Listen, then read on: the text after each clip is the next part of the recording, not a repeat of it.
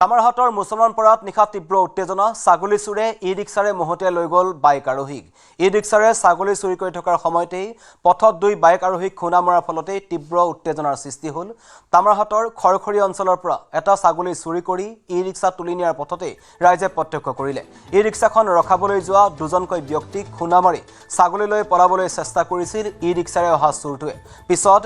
হৰিপুৰ মুছলমানপুৰ অঞ্চলত ৰাইজে একত্ৰিত হৈ চুৰটোৰ AS16L361 নম্বৰ মটৰচাইকেলত খুন্দা মাৰি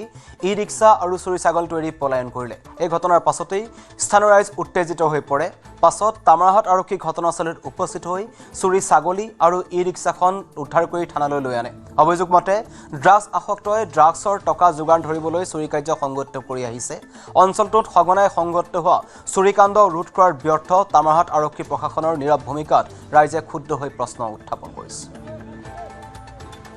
পৰা টোটো এখনত মানে ছাগলী চোৰ কৰি লৈ মানে হৰিপুৰ হৈ আহি আছিল তাত আহোঁতে ৰাস্তাত দুজন মানুহ খুন্দাই ফেলে আহিছে তাতে ৰাইজৰ সন্দেহ জাগে যে ইয়াত নিশ্চয় মানে কিয় খুন্দাই ফেলে গুচি গৈছে তাত ইতিমধ্যে ছাগলীজনী উদ্ধাৰ কৰি আমাৰ কামাৰহাট আৰক্ষী বিষয়াই লৈ গৈছে তে যেটো চুৰি ঘটনা ঘটি আছে ইয়াৰ উচিত মানে আৰক্ষী বিষয়াই খুবভাৱে তদন্ত কৰিব লাগে কাৰণ ইয়াত খালি ছাগলী বুলি নহয়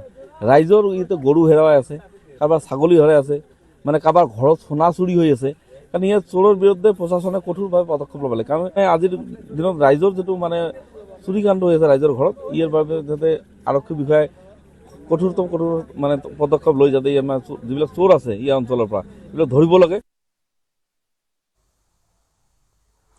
শিৱসাগৰ জিলাত জাপানিজ এনকেফেলাইটিছ আৰু এনকেফেলাইটিছ লক্ষণযুক্ত ৰোগৰ প্ৰাদুৰ্ভাৱ বৃদ্ধি পাবলৈ ধৰিছে জিলাখনৰ 3গৰাকী লোক জাপানিজ এনকেফেলাইটিছত আক্ৰান্ত হোৱাৰ বিপৰীতে 16গৰাকীকৈ লোক আক্ৰান্ত হৈছে জাপানিজ এনকেফেলাইটিছ সদৃশ ৰোগত শিৱসাগৰ বাউলীপুখুৰী খেনচুৱা গাঁৱৰ 18 বছৰীয়া যুৱক অচিন্ত গগৈ আক্ৰান্ত হৈছে জাপানিজ এনকেফেলাইটিছত যুৱকজনৰ স্বাস্থ্যৰ অৱনতি ঘটাত উন্নত চিকিৎসাৰ বাবে শিৱসাগৰ অসামৰিক চিকিৎসালয়ৰ পৰা প্ৰেৰণ কৰা হৈছে ডিব্ৰুগড়লৈ ৰোগ নিয়ন্ত্ৰণৰ বাবে স্বাস্থ্যকৰ্মীসকলে ফগিং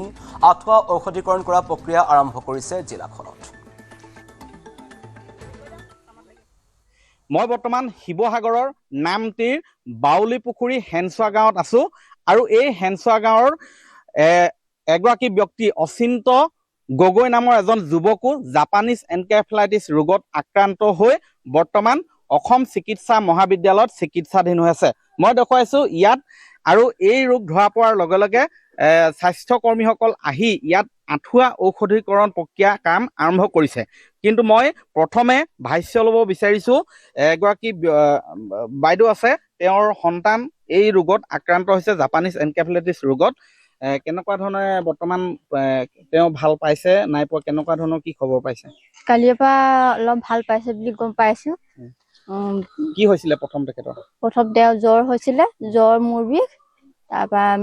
জ্বৰ মূৰ বিষ হ'লত আমগুৰি লৈ গ'লো আমগুৰি বিদ্যুৎ বিকাশ শইকীয়া ছাৰক দেখুৱালো ছাৰে চেলাইন দিলে বেজি দিলে তাৰপৰা পিল দিলে তেনেকে দি পেলানি হেৰি কৰি ঘৰলৈ লৈ আহিলত আকৌ তেওঁ তাৰমানে ৰাতিলৈ অলপমান হেৰি হ'ল তাৰমানে তাৰ পাছদিনাখন তাৰপৰা জয়সাগৰ লৈ গ'লো জয়সাগৰ পৰা ডিব্ৰুগড় এফেয়াৰ কৰি দিলে নামটো কি অচিন্ত গগৈ এতিয়া কিছু ভাল পাইছে এতিয়া অলপ ভাল পাইছে ইয়াত মেলেৰিয়া বিভাগৰ স্বাস্থ্যকৰ্মীসকল আছে আপোনালোকে যিহেতু এতিয়া কেইবাঠাইতো জাপানিজ এনকেফেলাইটিছ ৰোগ আৰু এনকেফেলাইটিছ লক্ষণযুক্ত ৰোগ চিনাক্ত হৈছে কেইবাগৰাকী ব্যক্তি আক্ৰান্ত হৈছে এতিয়া ইয়াৰ পৰা পৰিত্ৰাণ পাবলৈ প্ৰতিৰোধ কৰিবলৈ কি পদক্ষেপ লৈছে আমাৰ প্ৰথম পদক্ষেপটো হ'ল যদি জাপানিজ এনকেফেলাইটিছ ধৰা পৰে ক'ৰবাত তাত সাধাৰণতে আমাৰ চৰকাৰৰ ফালৰ পৰা বা আমাৰ বিভাগৰ ফালৰ পৰা আমাৰ ফগিং ব্যৱস্থাটো কৰা হয় ফগিং ব্যৱস্থাটো কৰাৰ পিছতে তাৰপিছত আমাৰ এৱাৰনেছ হ'ব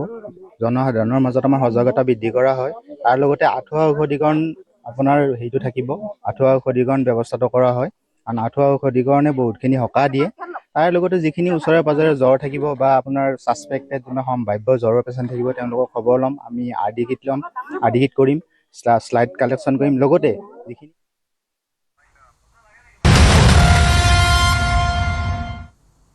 কাছাৰ আৰক্ষীৰ জালত পৰিছে দুজনকৈ ভুৱা চিকিৎসক বিক্ৰম সিং আৰু বিশ্বজিৎ সিং নামৰ দুজনক গ্ৰেপ্তাৰ কৰা হৈছে ভুৱা ডিগ্ৰীৰে চিকিৎসা চলাই আহিছিল ভুৱা চিকিৎসকে বিশ্বজিৎ সিং দীৰ্ঘদিনৰ পৰাই পলাতক অৱস্থাত আছিল ধৃত বিক্ৰম সিঙৰ ঘৰ হৈছে তাৰাপুৰ ৰায়গড়ৰ মণিপুৰী বস্তিত বিশ্বজিৎ সিঙৰ ঘৰ হৈছে কুচুধৰম আৰক্ষী থানাৰ অন্তৰ্গত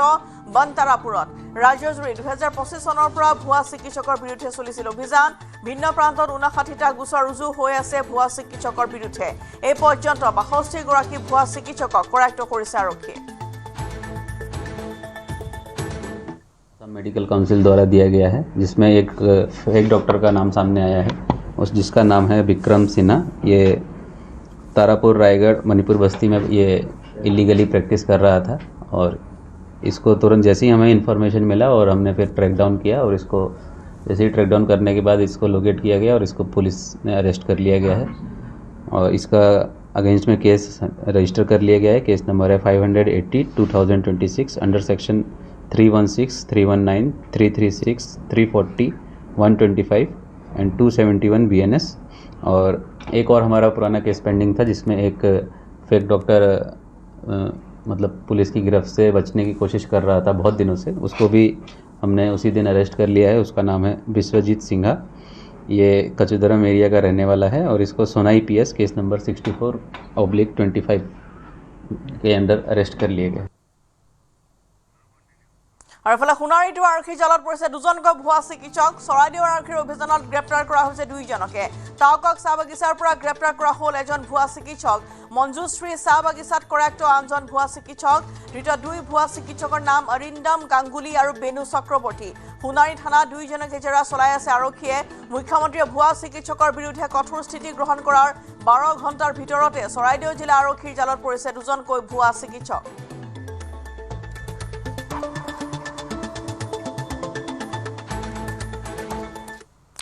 মাৰ্ঘেৰিটাত ধনেশ পক্ষী নিধনকাৰী 3 চিকাৰীক গ্ৰেপ্তাৰ কৰা হৈছে গুলটিৰে আঘাত কৰি বিপন্ন ধনেশ পক্ষী নিধন সোশ্যাল মিডিয়াত দৃশ্য ভাইৰেল হোৱাত বন বিভাগৰ তৎপৰতা বিপন্ন পক্ষী নিধন কৰি ভোজনৰ প্ৰস্তুতি নিধনকাৰীৰ অভিযুক্ত 3 পক্ষী চিকাৰীক গ্ৰেপ্তাৰ কৰিছে বন বিভাগে বন্যপ্ৰাণী সুৰক্ষাৰ ক্ষেত্ৰত আপোচ নহব বুলি হুংকাৰ বন মন্ত্ৰী জয়ন্ত মল্লবৰুৱাৰ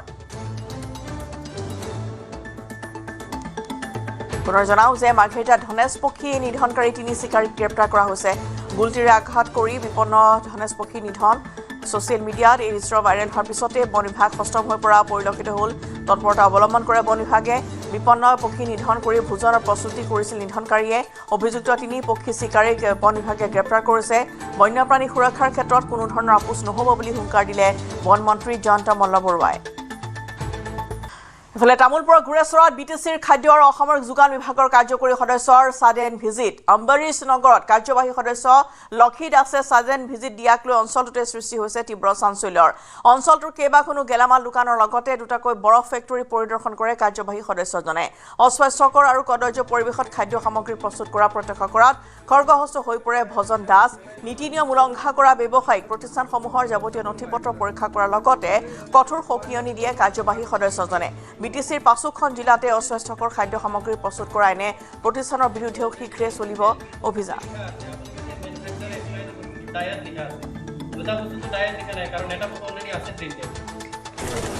তামুলপুৰ জিলাৰ গুৰেশ্বৰ মহৰীপাৰা আৰু আমাৰ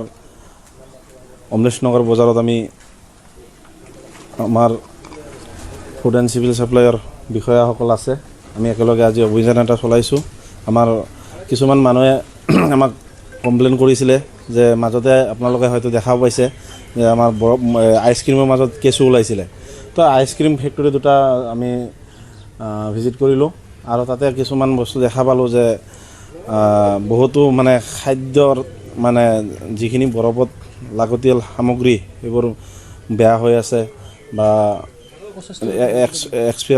এক্সপায়াৰী হৈ আছে তো তেনেকুৱা দেখা পালোঁ তো আজিকালি ল'ৰা ছোৱালী আমাৰ এই বৰফ আইচক্ৰীম বা এইবোৰ বস্তু আমাৰ ল'ৰা ছোৱালীসকলে খায় আৰু কেতিয়াবা আপোনালোকে দেখা পাইছে যে আমাৰ খাদ্যত বিষক্ৰিয়া হৈ ল'ৰা ছোৱালী বেমাৰ হয় বা খাদ্য সামগ্ৰীবোৰ আমি অলপ যিহেতু আমি খাদ্যৰ পৰাই আমাৰ বেমাৰ হয় আমি খাদ্য সামগ্ৰীখিনি চাফ চিকুণকৈ খাব লাগে আমাৰ ফুড ছেফটি অফিচাৰ আহিছে তেখেতসকলে এইবোৰ মানে চাই আছে কিছুমানৰ আমি লাইচেঞ্চ চিল কৰি আছোঁ তাৰমানে এনেকুৱা ধৰণৰ খাদ্য সামগ্ৰী যদি আমাৰ মাজত খুৱায় তেতিয়াহ'লে আমাৰ মানুহৰ বেমাৰ আজাৰ হোৱাৰ সম্ভাৱনা আছে আৰু সেইকাৰণে আমি স্বাস্থ্যৰ প্ৰতি গুৰুত্ব দি আমি এইবোৰ কাম কৰি আছোঁ।